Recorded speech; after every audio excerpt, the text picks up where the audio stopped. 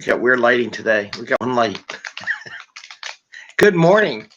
Hey, it's the 5am Mester Scrum Show, and we have our guest host. You want to introduce yourself? What's your name? Eddie. Eddie. That's Eddie. I am Greg Mester, Scrum Master and Agile Coach, and here we talk about Agile and Scrum in a practical and tactical way.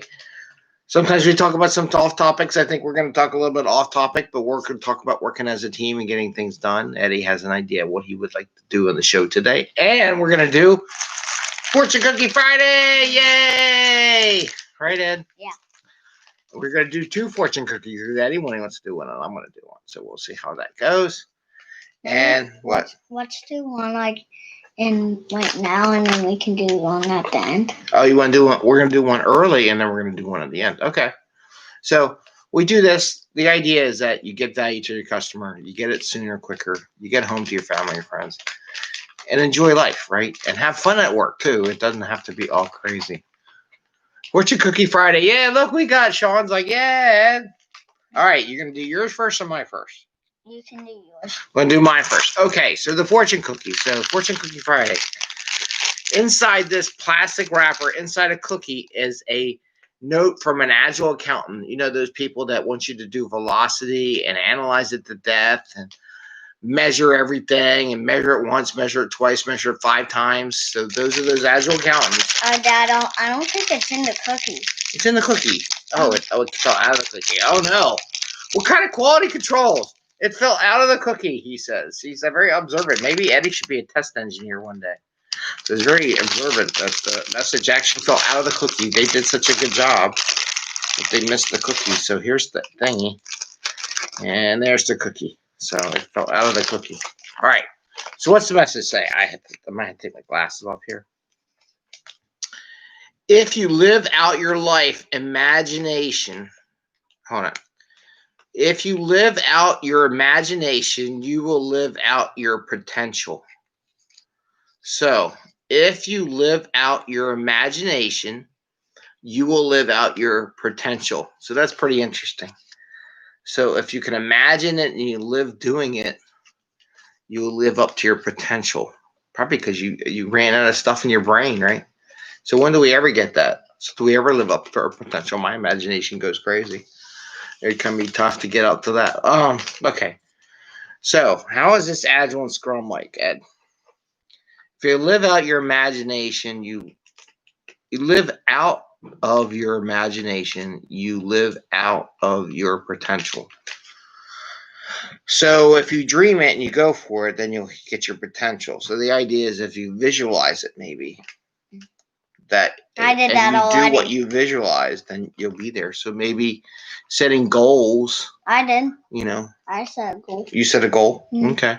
So maybe in the Agile world, if you set goals and you live up to your goals for that sprint, which is nice. It's nice having little sprints, to be honest with you, than have a goal that's going to, you know, how we get there for 5 years from now. Let's say, hey, in 2 weeks, this is my goal. I want to deliver this product to my customer. That you can live up to your potential. That you can control. So you can fulfill that pretty easy in the Agile and Scrum world. So I'm going to go with that. Mine was the monkey bars. Yours was the living up your monkey bar. Yeah, you did good on the monkey bars. You're doing good swimming now too, right? Mm-hmm. Okay. So teams. So Eddie, what's going on in our house right now? We're getting our floor sand. The floors are getting sanded and redone. So it's been like at least 40 years. Because my house was, I think, built in the 80s, refurbed, but I think a lot of the flooring's from like way before that. So one thing I noticed, the teamwork, right? So they can have one person sanding at a time, but they have 5-6 guys in there working together as a team to get it done quicker, right?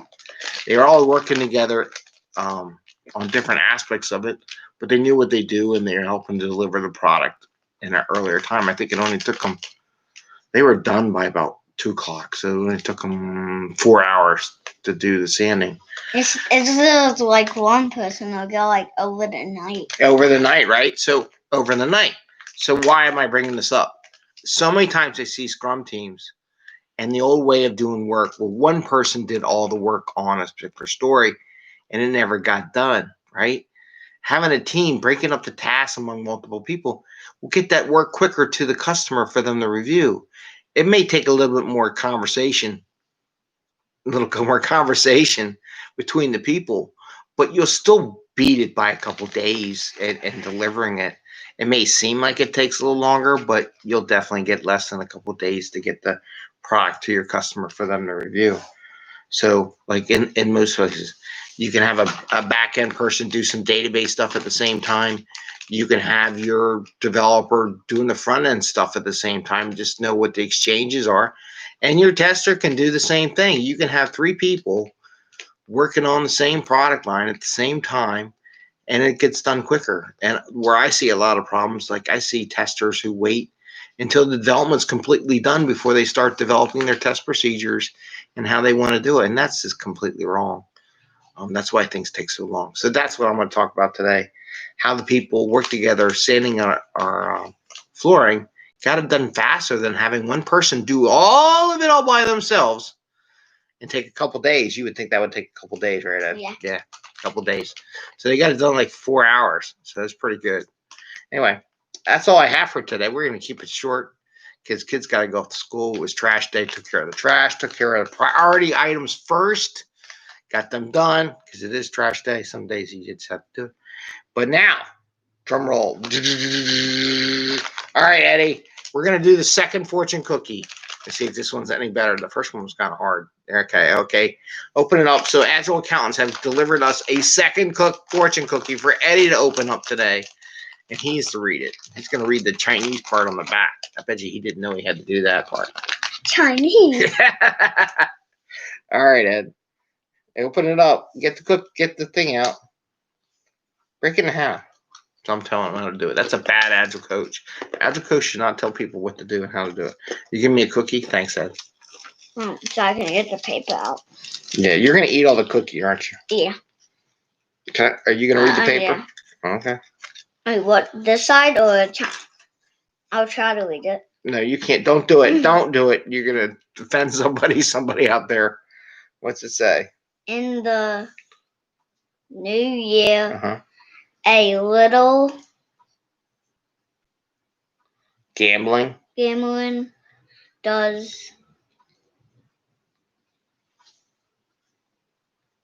hurt. A little gambling doesn't hurt in the new year. Okay. Eddie, you're too young to gamble. Do I know they taught you dice down there in South Philly, right? And battle caps. They teach some stuff down in South Philly. Anyway. So in the new year, a little gambling doesn't hurt. So how are we gonna put that into Agile context? My thought is gambling means try something new. It doesn't hurt. It's not a little bit of trying something new doesn't hurt.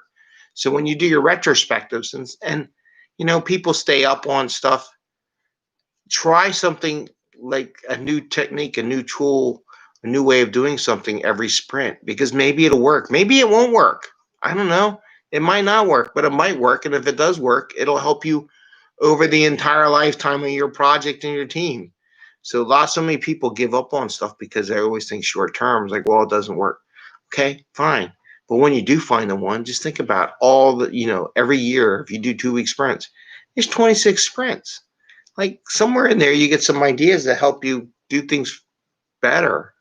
I've been working with some teams that have been around for 3 years together. So the teams haven't gone away. They've been doing some other stuff, but they've been around for 3 years. So if they found something in their first year, any one of those 26 sprints would help them for another 2 years worth of working together. So everybody takes a short-term look, but it has a lot of helpful when you do gamble. Try a new technique, a new software tool, a new add-on, a new way of doing something, and it may pay a lot of dividends. And it ain't gonna hurt because it's only a little tiny thing. So that's what we got for today. All right, Ed, we got to do thumbs. I don't know where your thumbs up went. All right, thumbs up. Give us a thumbs up if you like the show. And you want to ring the bell? Ring the bell so you get notification when we go live. We got to do that Coke Mentos. We got 1 Coke bottle left in this house. Can you try to read that? No, I can't try to read that. Oh, no way. Anyway, we got 1 Coke bottle left. And do the Coke experiment this weekend? Yeah. Okay. He says yes. So hold Eddie accountable. Say, Eddie, we want a Coke Mentos experiment. You good? Not now. Not now? Okay. All right. See you all. Have a great Friday. Enjoy your day. And take care. Bye. Say bye, Eddie. Bye. Bye.